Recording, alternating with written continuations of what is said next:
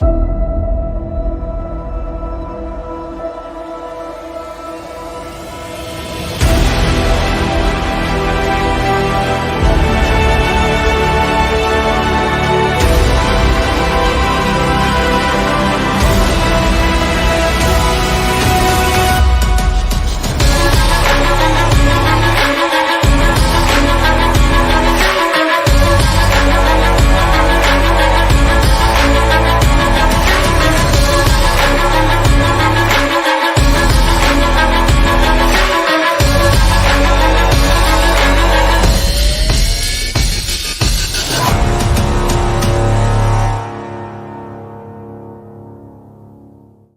afternoon, everyone. This is John Crump Live. From the Black Swan Media Studios, deep inside a secret underground bunker, we're speaking to freedom-loving patriots from all around the country and the world. Welcome to the Resistance. This is John Crump Live. And we are live on a Tuesday. 1 week today, all the madness will end. And also Halloween is on Thursday. We won't be doing your show on Thursday because I have kids. And I am going to be out with the kids. There's some special announcements I have coming up probably for next week. But just stay tuned for those. Those should be exciting, including a new channel, which I've been working on the studio for. Also, something is coming back that's been gone for a while. That's going to be back. But let's go ahead and bring on the Flying Run, the co-owner of Division Knives with DLD After Dark, Flying Rich. Hey, go ahead and pick yourself. Boop. There you go. Today we're joined by the awesome company who makes affordable suppressors, Witt Machine, and we are speaking to R.W. Higgins, who I'm just going to call Higgins. What's up, my friend? How's it going, guys? Good to see you.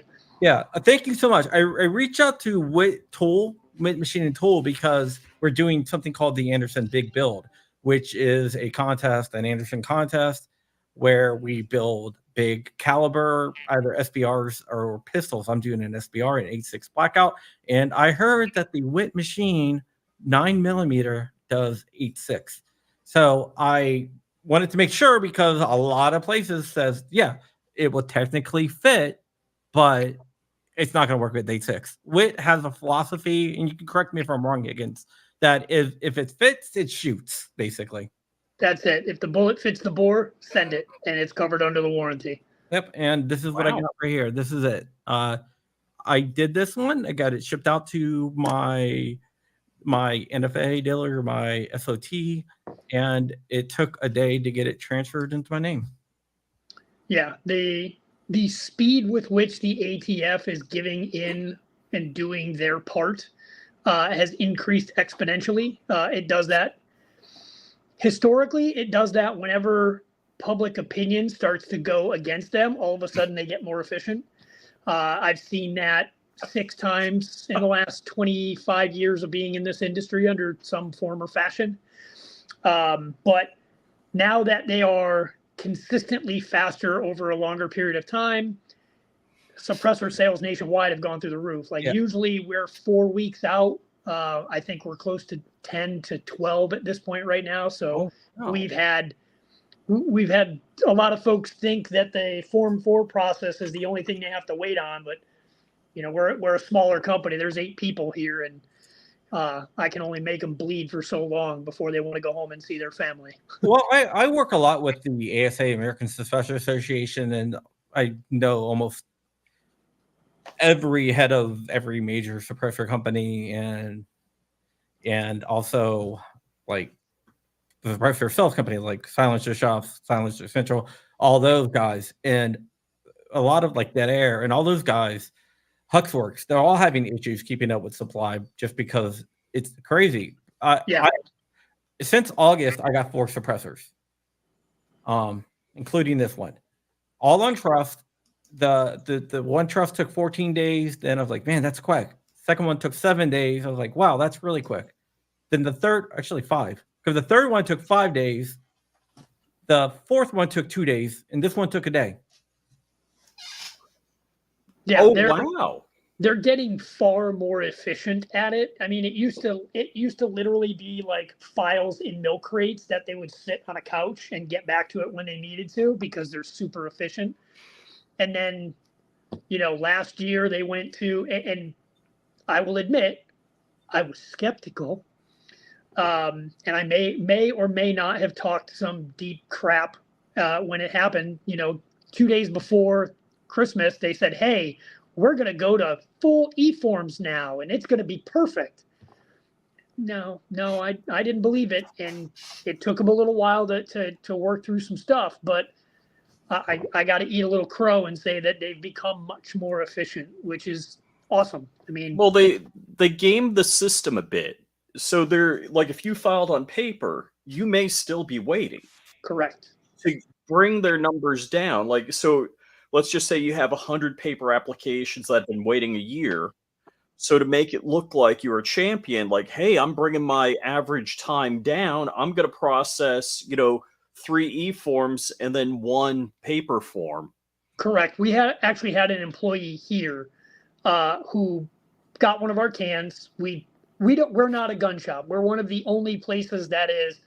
We are a manufacturer, and that's it. We don't sell guns. We don't import guns. Like, I have a couple here for testing and evaluation and destructive testing because that's so much fun. But we had an employee get one. We shipped it to a dealer on like the 22nd or 21st of December. 2 days later, we get the announcement that they're going to shift to e-forms. Oh, shoot. And then January, he's like, "I'm still waiting." Well, my buddy got his in like 10 days. That happened to me. I can't fix that for you, dude. Like, I don't know if you realize this, but this is not a government wonk over here. Right. And he didn't get his until April. Yeah, that actually happened to me. I actually submitted a paper application a day before they switched to. Oh, shoot.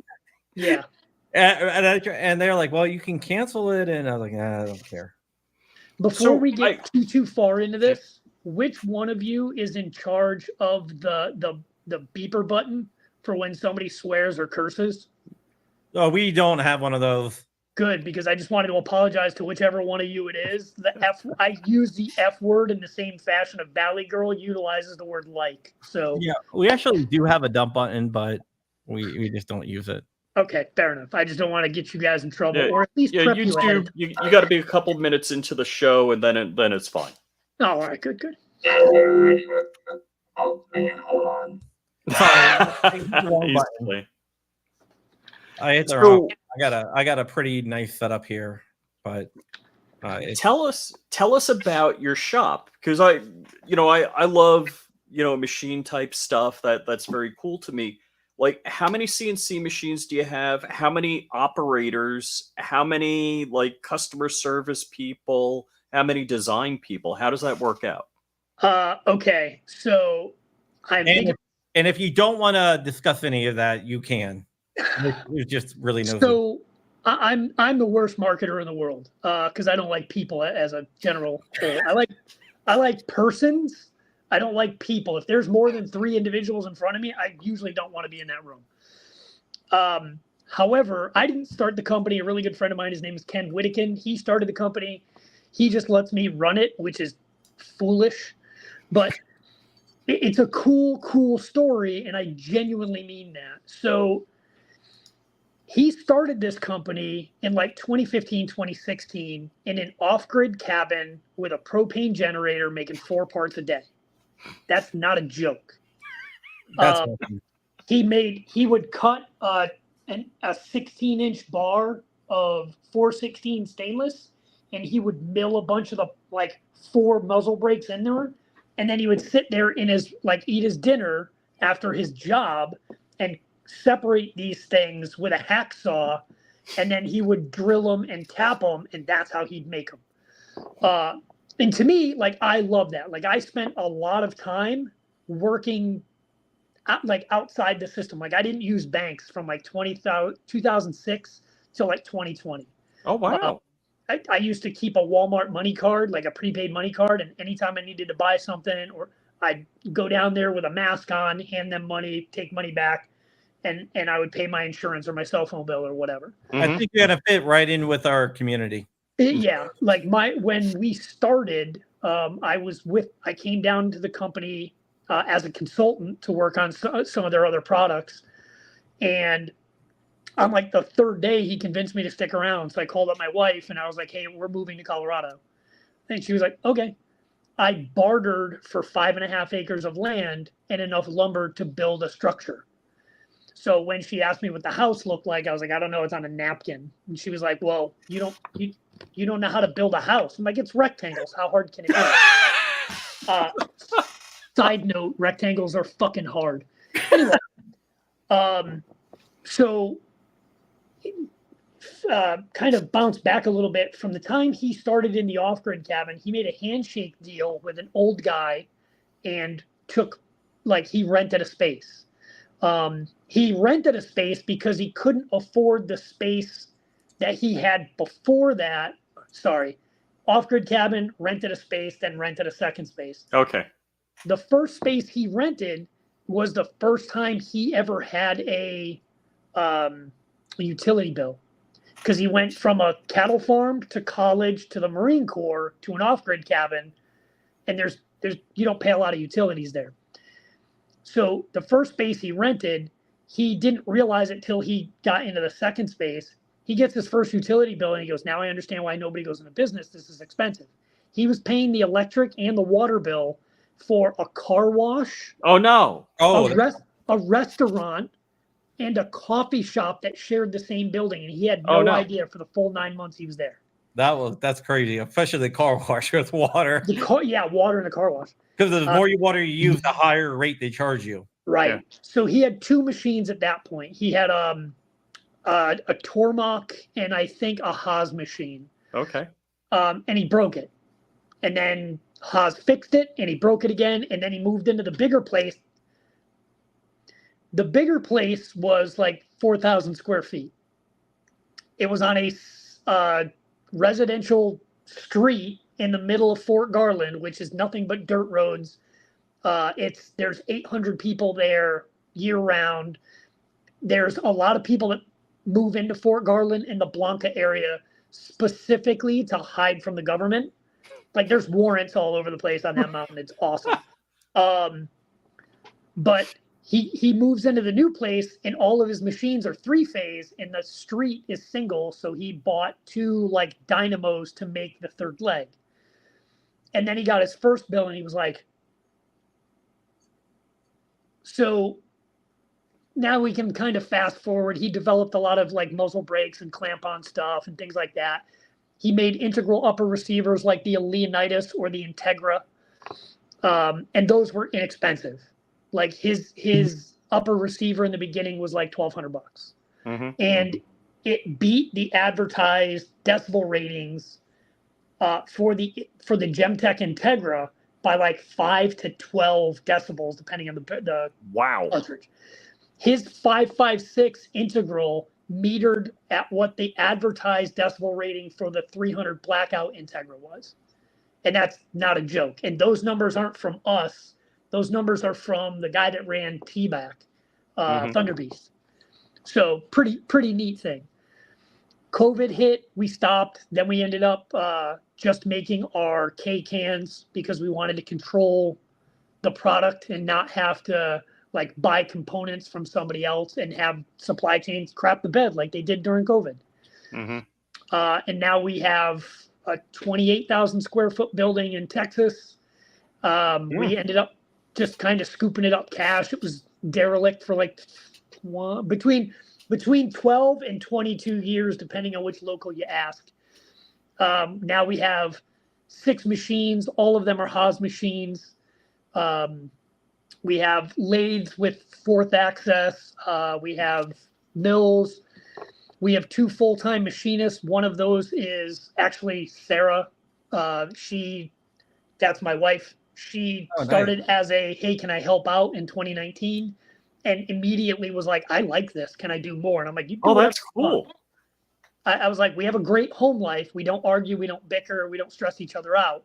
I was like, if we work together and it starts to get that way, you're going home. Like, that's it. She was like, deal. And Cool. when we moved down here, she took over as the foreman of the machine shop, the production floor. So she runs pretty much everything from ordering to supply that stuff, anything the back room needs, anything our finishers need.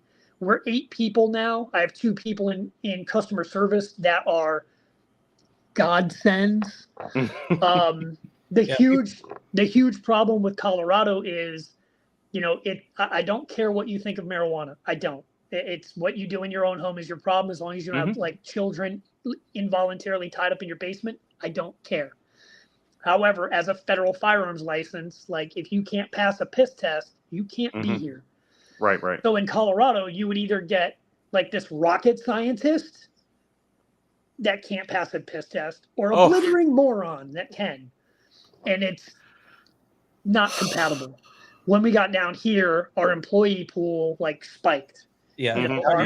Our employers now are so much better. They're way smarter, and they're responsible individuals, which is awesome. Yeah, you guys are now located in Texas. Yeah, we came down to another small town called Childress. I think it's like maybe 3,000 people, something like that. Again, a small company, small community stuff. And everybody here is like former law enforcement, former military, or contractor, or something like that. And it's just, we like what we do. None of us are making like $30 an hour. None of us drive Maseratis. Like I have a Tacoma and a Subaru that I use for road trips because nobody wants to look at the long-haired guy getting out of a Subaru thinking there's guns in the car. They're all like, that car's got dicks in it. I'm not going near it. They're like, is he a lesbian? Yeah, it's Grayman as heck, so it works out. Yeah, Childress, I think, has a population of 5,790 people. I have OCD and autism, so when I saw the name Childress on there, I was like, I've heard of it, but I don't know. Yeah, I've heard of it. So it's a pass-through town between Amarillo and Dallas. Well, I researched it, so I know a lot about Childress, Texas now. Okay, fair enough. So it's funny, and as a pilot, I'm looking at Google Maps satellite view of Childress right now, and I'm like, oh, cool, look at that. You got a couple of blocks this way, a couple of blocks that way, and farm. Yeah, that's it, and nothing. And we do actually have a small municipal airport. Childress, I think it's just Childress Municipal. And I see the golf course.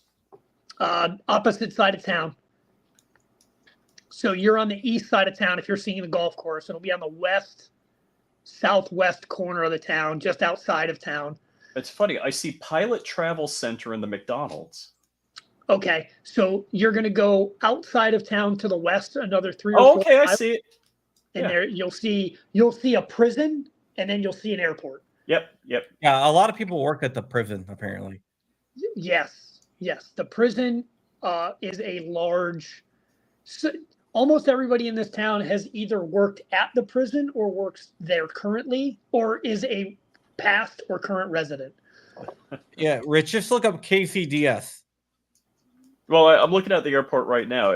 It was formerly 3 runways, and it looks like they are storing stuff on the 3rd runway now.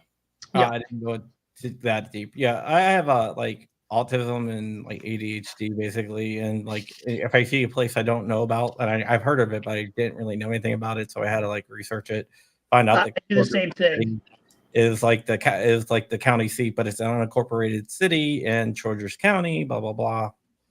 So, do you still have the Haas machines? We do. We have 6 of them currently. Oh, wow. We have 2 VF20s, and then we have a 20Y. So we have 2 of those. Then we have Super Mini Mill 2 that we actually got from Gene Haas. And then Ken broke his original mini mill like so many times. Gene was like, here, use this for a little while. And when we figure out why this one keeps breaking, we'll come swap them back out. And he's never been back. We used to have an SL10 and now we have an ST10 or vice versa. I can never remember the acronym. Yeah, I don't know the model numbers. I know Walter Keller that makes he's Safety Harbor Firearms, and he makes a bolt action 50 cal that goes on an AR lower. He's got, I think, 3 or 4 Haas machines. They're great machines. They're super durable. Ken does all of our designs, so he does our CAD CAM stuff. Like I tried to get him to get some 3D printers when we first started. He was like, "We have 3D printers. They're over there. We just make stuff in steel." I'm like, "Oh, okay." All right, let me ask you a question. Sure. So Witt Machine, your guys' stuff is look, it has a really good tolerances. It can fire anything. They're great quality, but yet they're a lot more affordable than a lot of the other options out there. It's funny. That's what we're talking about pre-show. How do you do that? They're no frills cans. Like our direct thread cans look like V8 soda cans. There's no, cool grooves on them. There's no nifty knurling. There's two parts. There's a monocore and a shroud, and you screw them together and you lock it up and you shoot it, and it goes pew instead of pew, and you're good to go. They're K cans, so they're not super long. They're not in the S or the L class.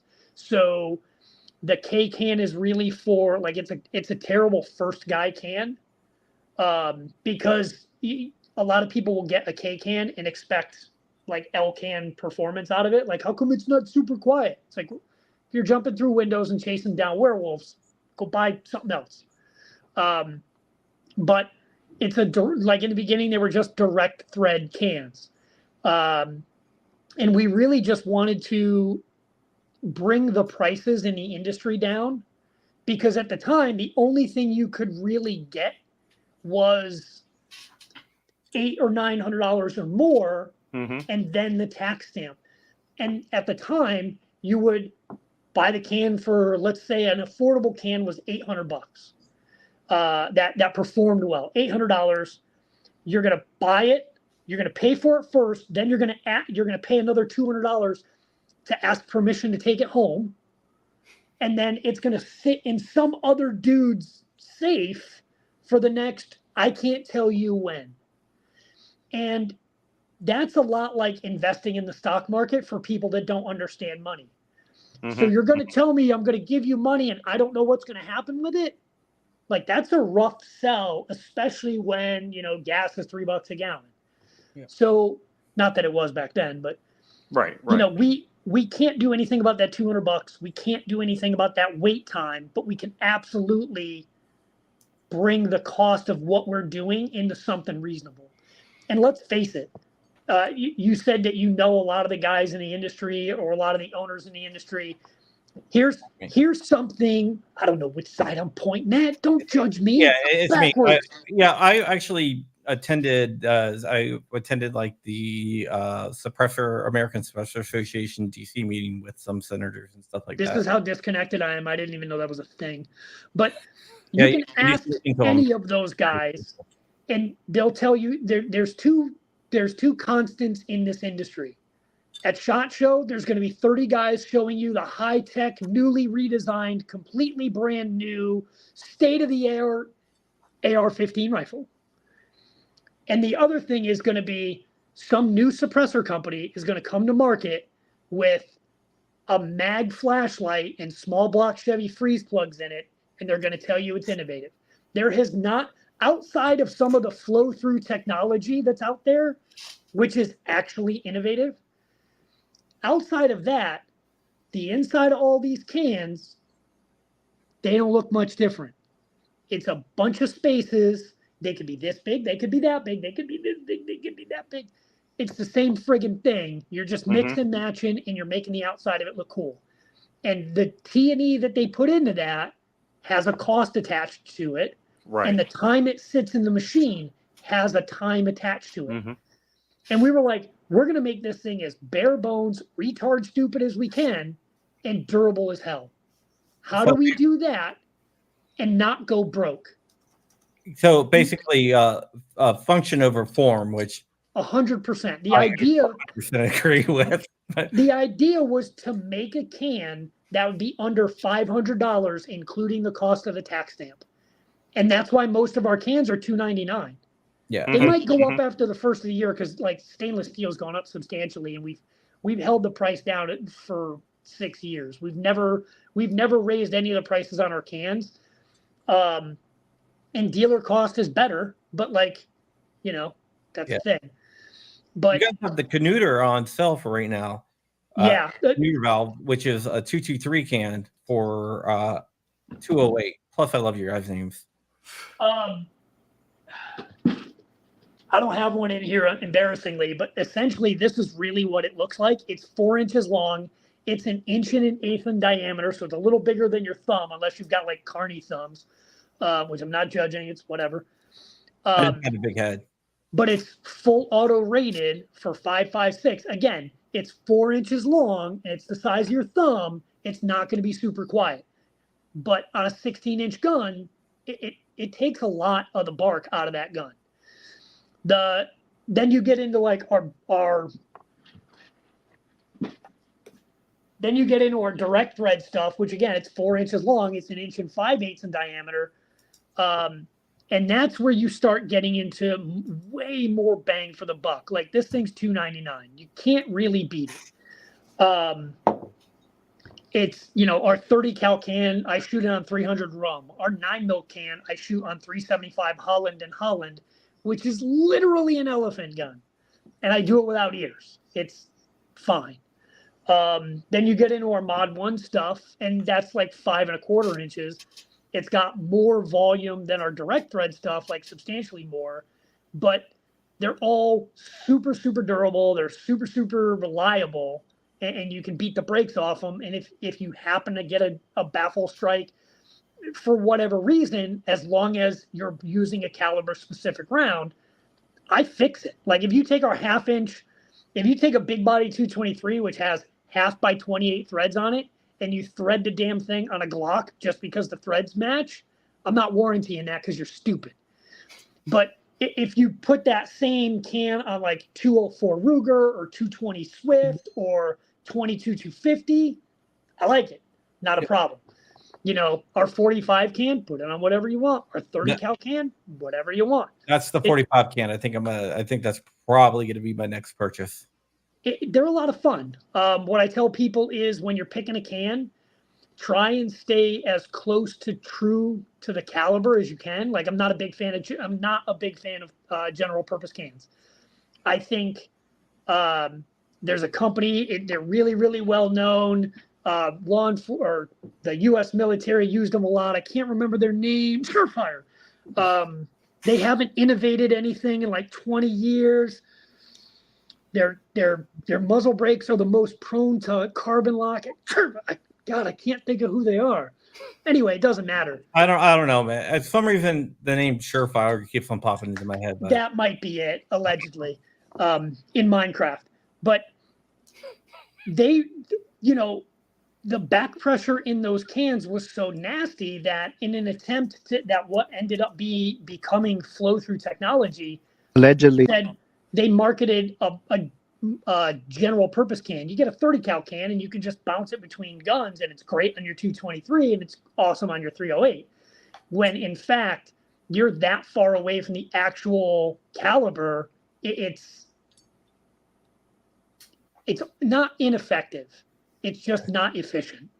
So it is what it is. Razor JB says, I was skeptical of these suppressors, but playing with a few, I don't know why you would buy anything else. Performs as good or better than some of my 1K suppressors and quieter.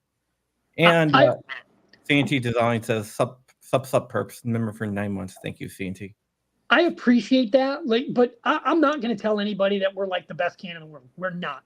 We are an extremely affordable can that's crazy durable. And like I said earlier, if you're jumping through windows and chasing down werewolves, buy something else. I'm okay with that.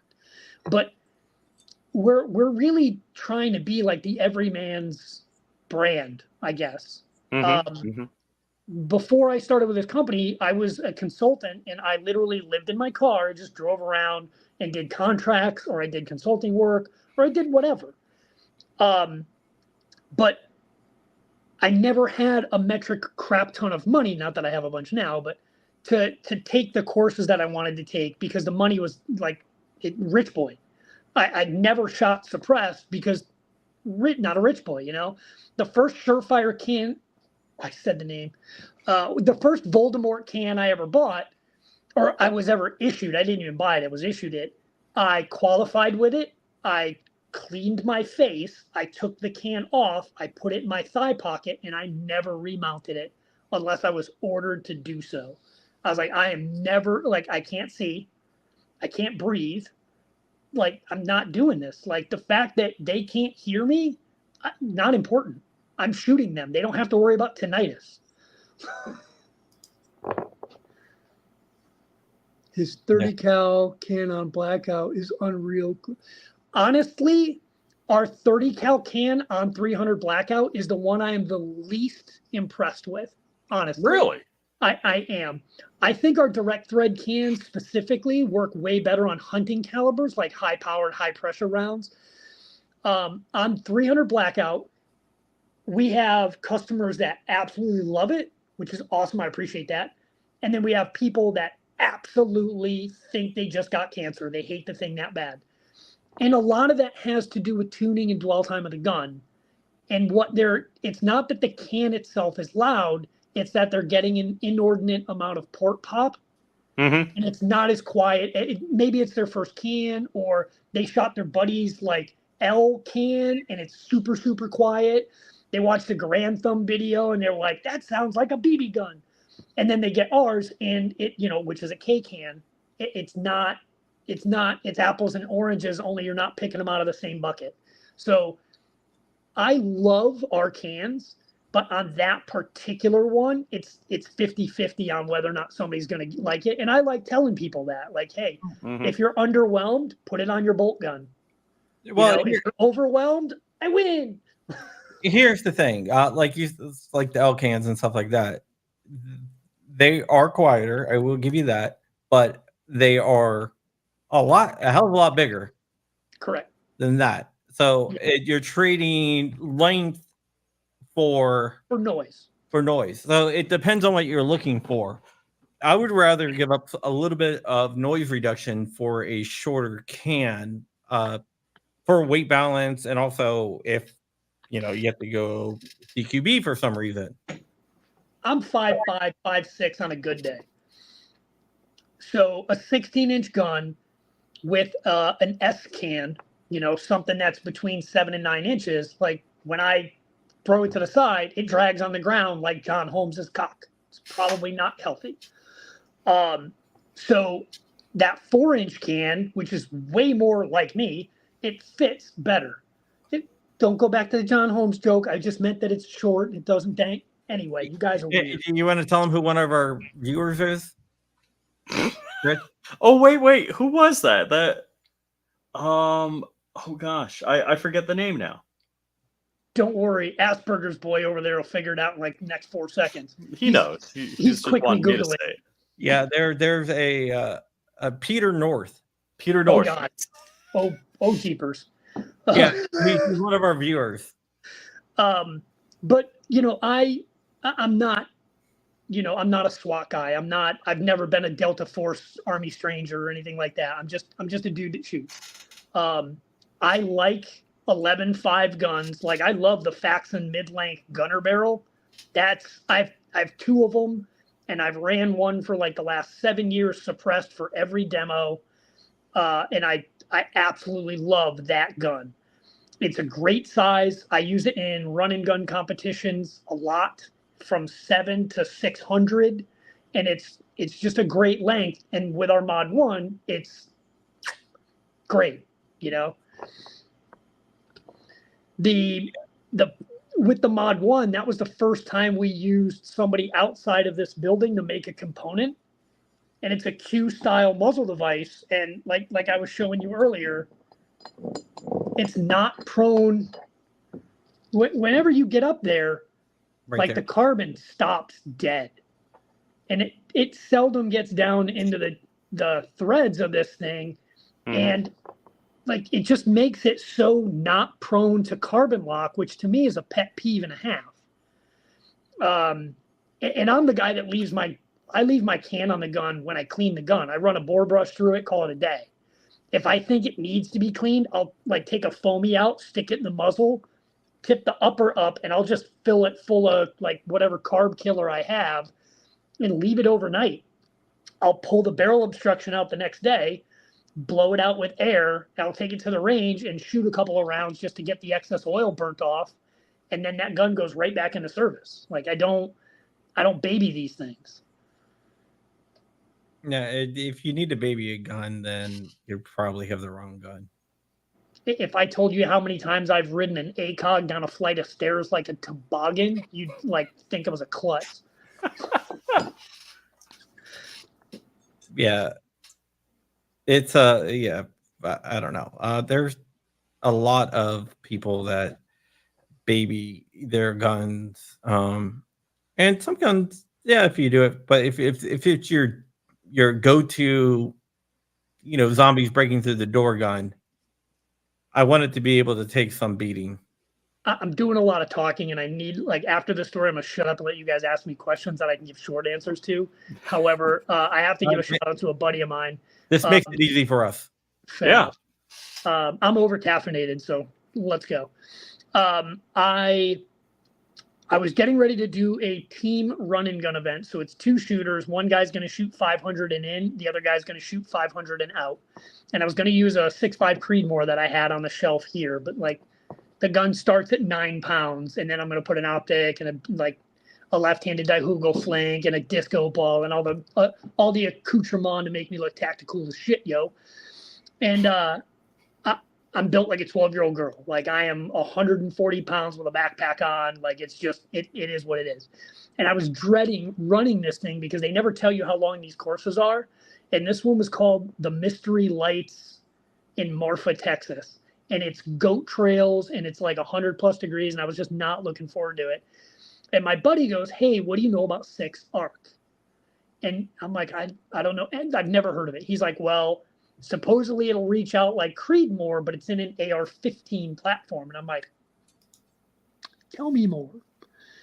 So I couldn't tell what that. Oh, sorry. Yeah, he just said my Dirty 30 and Canuter are rock solid. Nice. I appreciate that. So he's like, hey, I'll let you borrow this gun. I'm like, okay. Finally, I'm like, yeah, I'll do it. Like, I do a little research. I'm like, the ballistics are pretty cool. Like, a buddy of mine was like, hey, we'll sponsor the ammo. So I go to long story short, I go to my buddy's house. I borrow that gun. And it's a brand new, out of the box, Cobalt Kinetics, 6 ARC. Like, this thing's way outside my realm of what I can pay for. And I'm like, dude, this thing's never had a round through it. Like, carbon fiber barrel, magic stuff. Like I could smell the pixie dust coming off this thing. I'm like, dude, like, I'm going to hurt this thing. Like, this is a hard competition. I'm dragging this thing over an unknown distance, unknown terrain. Like, it's going to get scratched up. I'm going to hurt it. And he goes, good. It'll look good in pictures. I don't care. Okay. And I beat the brakes off that gun. And when I was done, I was like, I don't know how to tell you this, but I can't give you this gun back. Like, it's pretty dinged up. And he's like, okay. Like, what do you mean, okay? He's like, yeah, we'll treat it like Netflix. You can borrow another gun when you bring that one back. It's been 2 years. It's still at my house. Oh, shoot. I need that friend. Nah, so do I. Like, I love that guy. You hook us up via email. Okay.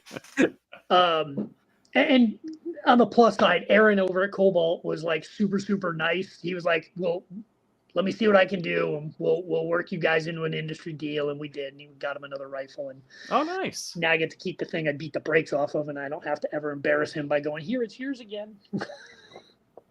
Yeah. It sounds like I got to say, there are a lot of good people in the industry. I've met a lot of really, generous, nice people. 100%. 100%. I don't go to SHOT Show. Again, large crowds and people, like, not my thing. I don't drink. I don't smoke. Like, I'm super devoted to my wife, so hookers mean nothing to me. Like, and I don't like crowds. So, like, why would I go to SHOT Show? Like, there's no reason. For me, I like the smaller events. Mm-hmm. MTS does a great, like, community style training event. Mid-tier snobs, those guys are awesome. I've done a lot of training with a lot of really, really cool people in the industry, and it's always like a family day.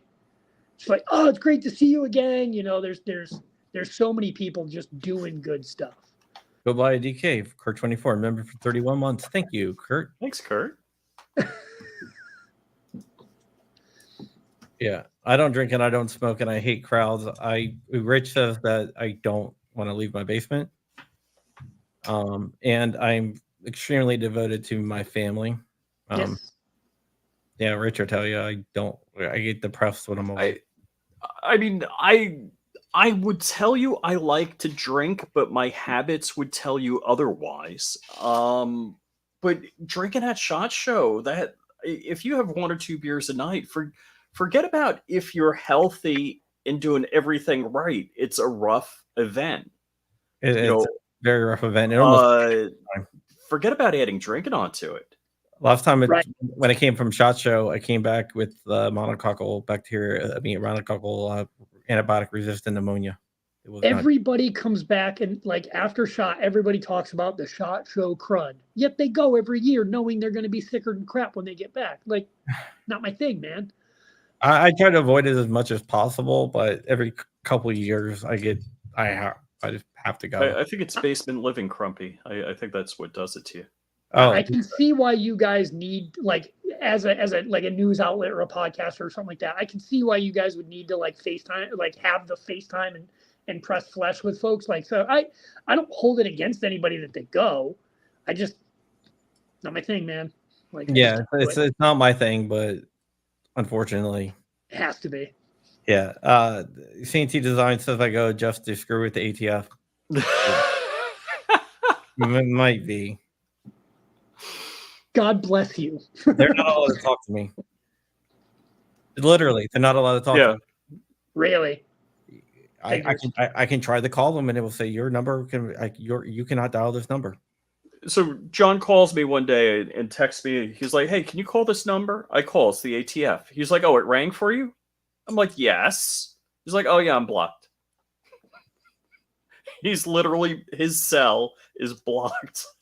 I'm not gonna lie, that kind of makes me love you a little bit. Yeah, well, you should see when they tell me that they're not allowed to talk to me, they're not, and get out. Good Lord. I actually cleared their booth one time. I believe that. I went to the booth and they all left. So I got a picture of standing in an empty ATF booth by myself. That's awesome, actually. Yeah, they don't like me. Well, and actually, Crump, Dark, and I are suing the ATF. Yep, engaged in the business rule. Fair enough. So be it.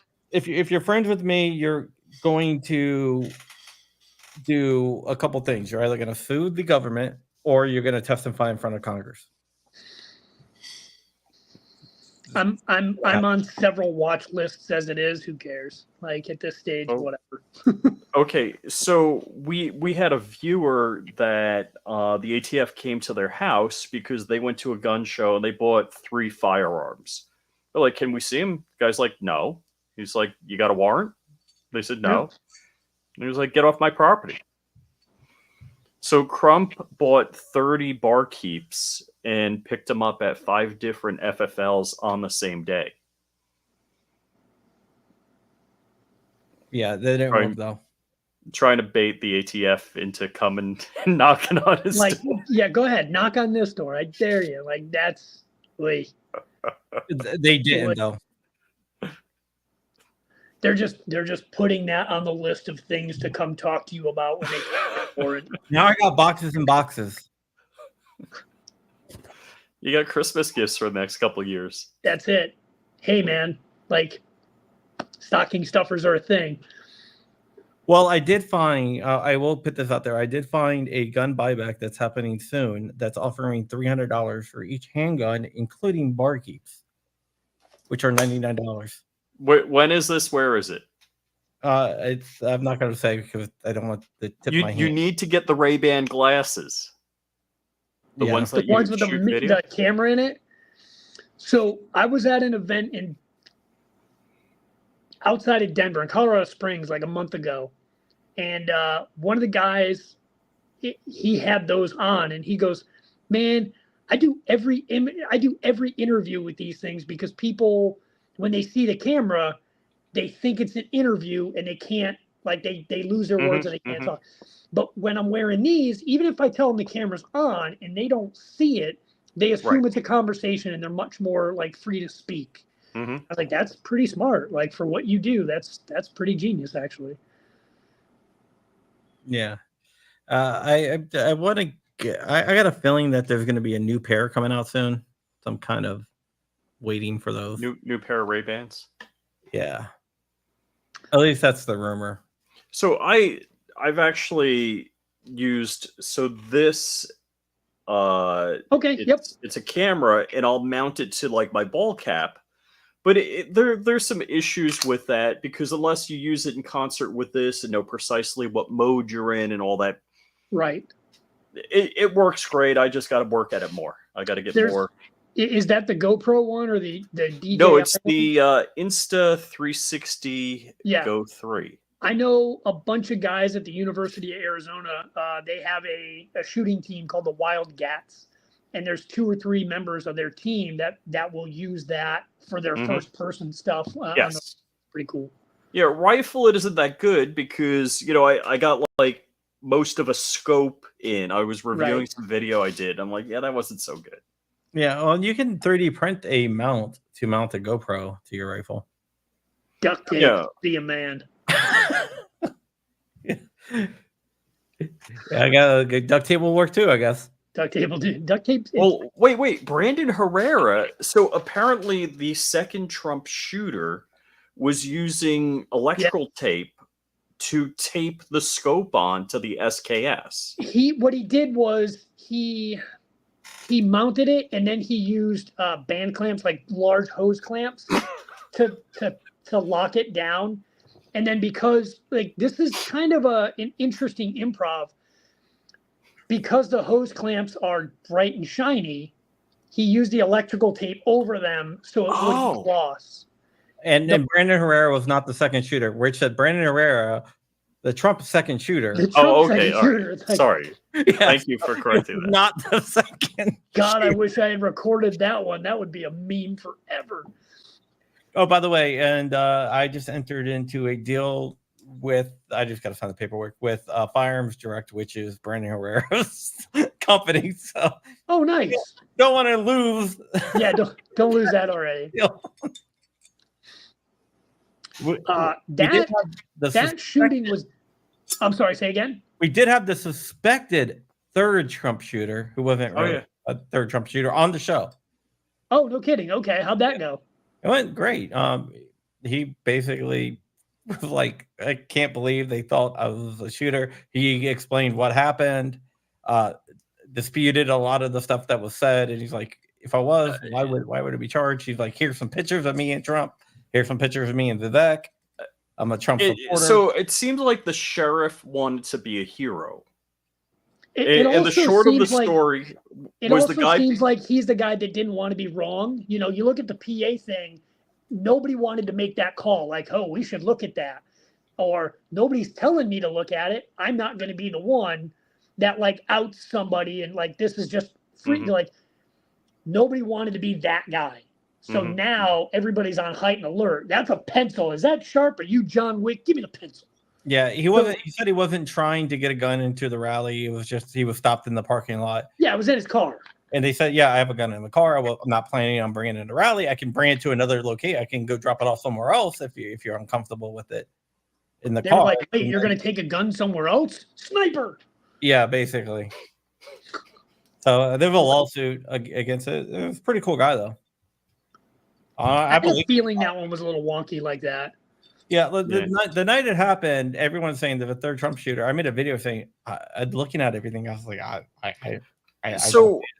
what I was shocked at when Trump was talking about it, I forgot who interviewed him. Now he's like, oh, and he had very bad guns in the car, bad guns, very bad gun. I'm like, 50 cal? What's a bad gun? I don't know what a bad gun is. It's like a naughty bird. Like right. What does that even mean? Shut up. It's a black jobs. Cool. What does that sentence mean? Shut up. If you guys saw the Rogan podcast that he was on, the smartest thing Rogan said was Trump was like, I don't know why people don't like me. It's like, I know why people don't like you. You say crazy shit. Like let's be blatant here. Like you don't know when to shut up. Yeah. Tomorrow on Rogan, Vance is going to be on. JD Vance. Oh, Vance? Yeah, I heard he was going to be on. I didn't know it was tomorrow. Wow, cool. Yeah, They are tomorrow. pushing. They're baiting Harris hard. Well, Harris said that she'll do it, but they have to fly out to her, and it can only be for 1 hour. And right. no, that's not. And I understand why he wouldn't do that. Like, that's not his show at that point. That's me shilling for you. Yes, yes. And he also knows that, like, if you say an hour, we're getting 40 to 45 minutes max before somebody's like on the other side. It just doesn't work. Hard cut. Yeah, he won't give questions. He won't tell you what he's going to ask. He won't tell you how long it's going to go, and you have to go to him. And I respect him for saying that.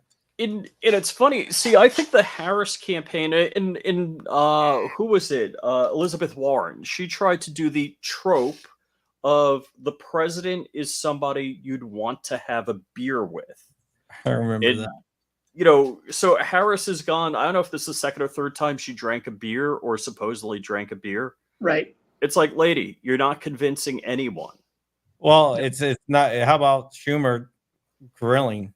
Oh, the Schumer grilling with the raw meat and the cheese on it? The thing with her is no matter how good she could be at her job, which I don't believe she's good at it, nothing she does at this point will not be taken as forced, planned, or contrived. None of it. Correct. She could cure cancer tomorrow, and so, like, on her own, and people would be like, "Who you helped? Stole that from somebody? Yeah, you got that out of Willie Brown's clock, didn't you?" Well, you know the thing that she says about what will be unburdened by tomorrow, whatever. Yes. You know that's a Karl Marx quote. Yeah, it's a Marxist. She uses several Karl Marx quotes. Yeah. In her book, they found a bunch of. The reason people fall for communism is sometimes it sounds good. I don't want to. Communism sounds great. We should all be nice to each other. Cool, the Bible says that. Look, it doesn't. Communism doesn't work in my family. My wife's mad because I didn't do something. I'm mad because my daughter didn't do something. And I'm mad at both of them because they both don't do something, and I have to do it all the time. 100%. Like, it's communism doesn't work because the concept of a level playing field is unnatural, right? Inconsistent in and of itself, and it's almost impossible to have. Right. There was a short story I read in high school, and I don't remember what it was, but basically this kid was genetically gifted. He was strong, he was robust, he was handsome, he was very, very smart. But to make everybody equal, he had to, which nobody's as strong. You're talking about Harrison Burgeon. Maybe, yeah. Actually, I think so. But he was so strong, nobody could match him. So he had to carry like a water heater behind him to make him, to bring him down to somebody else's handicap level. He had to have headphones on that played random music or random noises so he couldn't concentrate and have smart thoughts. He had to wear thick glasses so he was as blind as the lowest common denominator. And that's really where a lot of this stuff comes in. Like, there is no equality there's no equality in humanity, and there's no equality in nature. Well, and the girl in the story, she was particularly pretty, and you knew that because her face mask she had to wear was particularly ugly. Grotesque, yes. Yeah, well, another thing is the same thing is like with the F-22. F-22, when it does war games, it can't use its stealth technology, and they have to strap other things to it. They'll throw external tanks on and right. Because you have to give it a radar cross section that makes it visible to other actors or other allies' radar systems. So, we handicap ourselves all the time because then we look at it and go, "Okay, cool. We don't need to do that. We don't need to do that." And, they do that, dumbass. but it's the same thing. If you handicap something, no matter how good it is, it's gonna fail. Yeah. That's why, like, the F-22 has lost war games, and it's not because that it's bad. It's just because we stacked the deck. Exactly. Right. And apparently the F-35 is pretty. F-35 is pretty good and pretty low observable. Yeah. Iran found that out. One of the things that kind of makes me a little on the semi-nervous side is they're talking about AI-based unoccupied wingmen for the 22 and 35. Yeah, I've seen this movie somewhere. What was it called? What was it? Stealth? Yes, that was the movie. In my head, it has one title. It's called Fucking Scary. It's funny. I flew out to the airport in Montauk and took like an Uber into town and saw that movie. Fair enough. I've been to Montauk in quite a while, actually. Long Island, really? You go up to Long Island at all? I live in Texas, but I grew up a Connecticut Yankee. Oh, okay. My wife is from Ronkonkoma on Long Island, and Rich is from Islip. Okay. I grew up 20 minutes from Cole. All right. When I got into the industry, I did an internship at a shop that all we did was build 1911s. And we had a 28-month backlog. We only made 2 to 3 guns a month. Woof. Yeah. They're still in business now. They started out as like a lawnmower repair shop in 1947. Oh, that's crazy. And people just were like, hey, if you can fix that, can you fix this old shotgun or can you fix this old revolver? And Hump, the guy that started it, like we all called him Hump because he just kind of humped around the shop. But he'd be like, I don't know. Let's see. And he'd take it apart and be like, oh, that looks broken. Now it looks fixed. And that would, if it blows up, it's not my fault. I'm a lawnmower guy. Hey.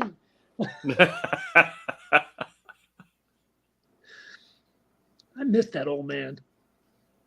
The highest benefit in like any career field I've ever had has come from learning from old hands in that field. Yes.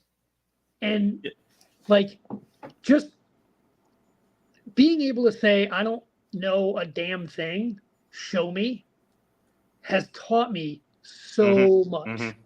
And that small shop, which was like a 3-day... Wait, hold on a second. Are you saying Ocean Gate, when they said they have no gray-haired white dudes working on their project, did it wrong?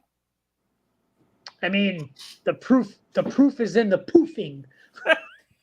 Yeah. The proof is down by the Titanic right now. Yeah. I mean, they made it. They got there. They made it to the Titanic. They got to the Titanic. They were atoms when they got there, but they got there. Mission accomplished, guys.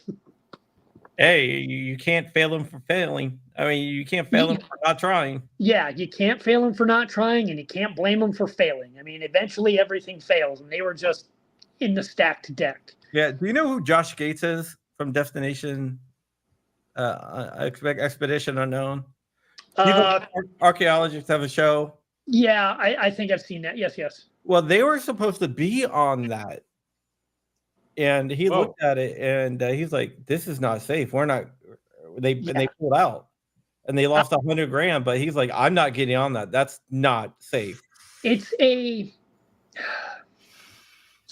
really, really good example of tested limits, what's acceptable, and how society views things. I'll ask you this. How many voyages down to the Titanic did that craft make? None. Without Googling it, you can't tell me because we only know about their failure. And in society, that's the thing that sticks out to us. That's the Hindenburg effect. Correct. You could make 1,000, you could make 758,000 Ford F-150 pickups. How many accidents are there? Won't matter, but I guarantee if you Google that on like YouTube or something like that, you'll find car wrecks that involve that vehicle. Right. We don't, as a society, good and bad, we don't generally focus on successes enough, but a failure sticks out because a success makes a lot of people feel smaller, like they did it before me, this sucks. And then failure is, well, see, they did it wrong. Haha. Now I have something to ridicule. Now I have something to make fun of. It's one of those things. As a society, we love to see a hero fall. You know, you've seen that in a movie. It's the Ocean Gate thing is kind of the epitome of that. The guy was outside the wire and outside of the sandbox on so many things, and we encourage people to think outside of the box. Then we ridicule motherfuckers when they do it. He had several successful trips down there where nobody died. He also had several trips down there where he was like, hey, this doesn't work. We need to fix X, Y, and Z. But we'll always remember it exploded or imploded. And the Navy heard it happen. Like, we'll remember those two things. And the Navy was like, nah, man, keep looking. Rich, what does that remind you of? Something that I told you the other day about in the intelligence community, the saying. Oh, I don't remember now. Our successes will never be unknown. Oh, yes. Never be known, but our failures will be worldwide news. Gee, where have I heard that? I feel like there's a bunch of stars on a wall somewhere. Sugar like coffee. Yeah. The stars on the wall in Langley. They have what is like when you walk in, they have the stars on the wall for the fallen CIA, not only agents but also like CIA contractors too. Correct. Yeah. It's one of those things where, you know, there's a lot of people like it's funny. Reddit is, you guys know how awesome Reddit is, I'm sure. And how factual and up.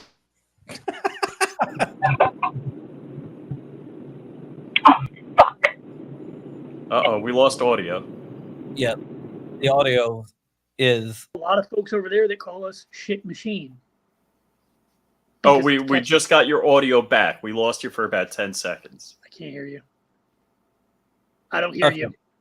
I think your audio crapped out. Yeah, that's weird because I don't think he's using earbuds or anything. Yeah. I think his whole camera froze up now. He's trying something. We're above the hour mark, so you guys just went dead silent. Yeah, can you hear us?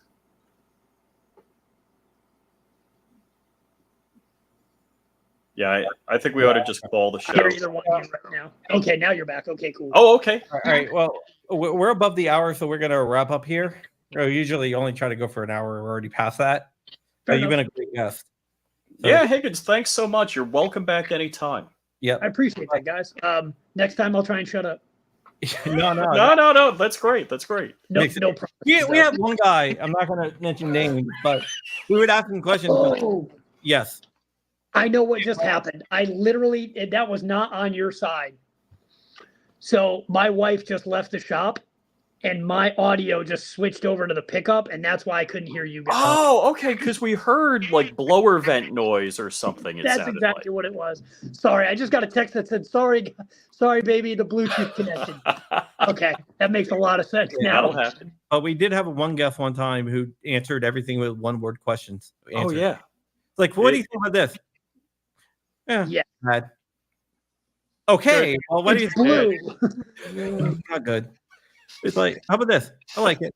It's like, and the guy had a podcast. He does like a daily podcast. Kind of like pull sometimes you can be the questioner. You can't be the question answerer. Like sometimes that happens. Me, I talk way the fuck too much. So we got off, and I was like, Rich, we're never having that guy back on.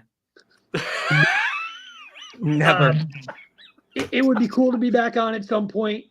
Next time, let's talk about like normal subjects and not make it sound like an unadulterated commercial for us.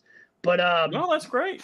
I'd be glad to jump back on and have like normal conversations with you guys. Yeah, like our podcast, we don't set up. People ask us what other questions you're gonna be asking me. Like, we don't get those out because we see where it goes. Yeah, and that's cool. Like I enjoy that stuff.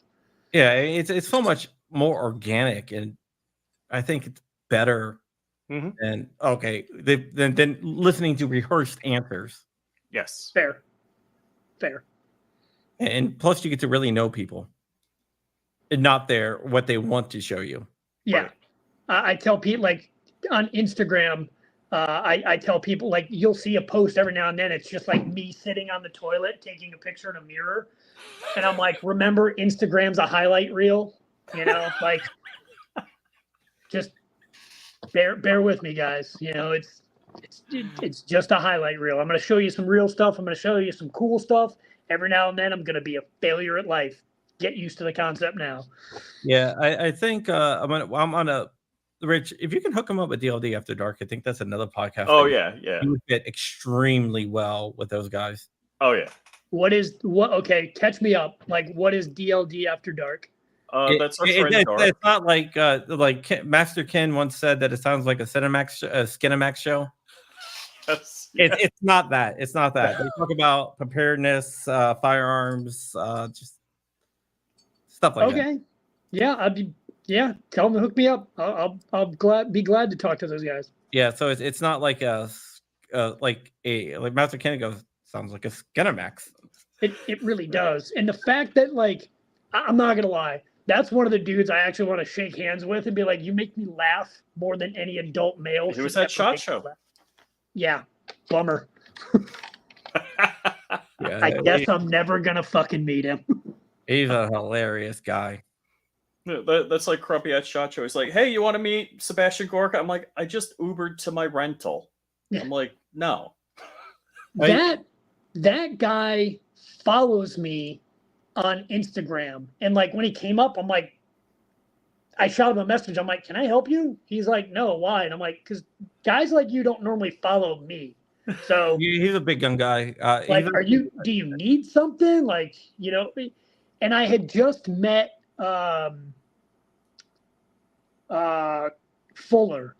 Jim Fuller, and Jim is amazing. Like, Jim is literally one of my, like, I love that man. I think of him as like an industry godfather. Like, I love Jim Fuller. He started Rifle Dynamics before he sold it. Yes. Mark. Yes. I think he got screwed there, and I'd like to punch somebody in the snout. But whatever. It was shortly after I met him that Gorka started following me. And I'm like, that's odd. Can I, like, do you need something, sir? And he's like, nope, I just wanted to follow interesting people. And I'm like, I hope you find some. Deuces. Yeah. Gorka is actually a neighbor of mine. Oh, no kidding. Yeah, John lives in the bad part of town. Yeah, I live in the good part. He lives in the good part of town, but we have the same shooting range. I live outside of towns. Like, our cabin up in Colorado is like 3 miles from anything. Like, there's no power to our house. There's, like, nobody on that road. Our house here is like 14 miles from the shop, 5 miles from, like, a major road. I'm surprised our road has pavement. I don't. I'm on a dirt road. I live right outside DC. Gotcha. I joke. I live in Palm Beach, but I live in the redneck part of Palm Beach. More horses go by my house than cars. How far is Palm Beach from Palm Bay? It's like 75 miles south. Palm Bay is north of me. Okay, gotcha. I'll be there on the 11th. I got to do a demo over there. Oh, cool. Yeah, maybe you should drive up. Yeah, whose range? Palm Bay Police Department. Oh, okay. Well, I don't think I have access to that. I do 4,000 miles in my car every month.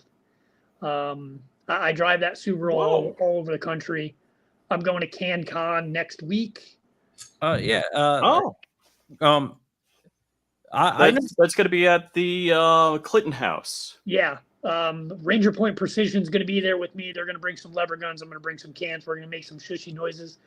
The guys over at Recoil Off Grid and Recoil Magazine are awesome people, and they let me hang around a little bit. And for some reason, they're like, you need a booth. And I'm like, I agree. So I'm going to go people for a couple hours, and then I'm going to have a couple of friends at the booth so I can unpeople. And then I have 3 demos in like 2 states.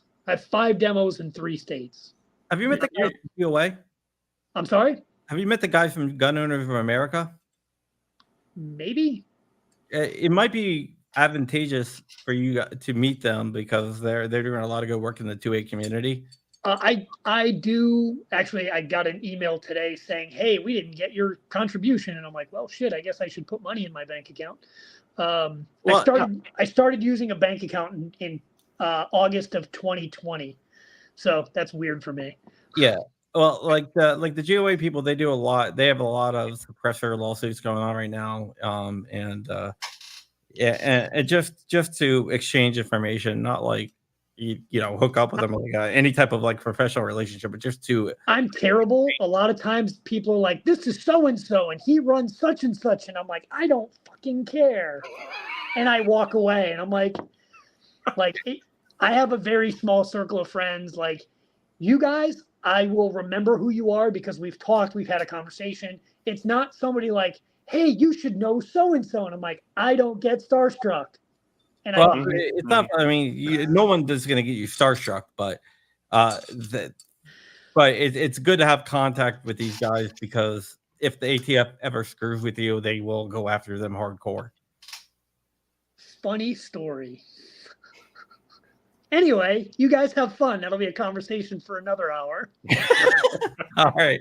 Well, thank you so much. Thanks again for having me, guys. You guys have a great night. All right. Thank you. All right.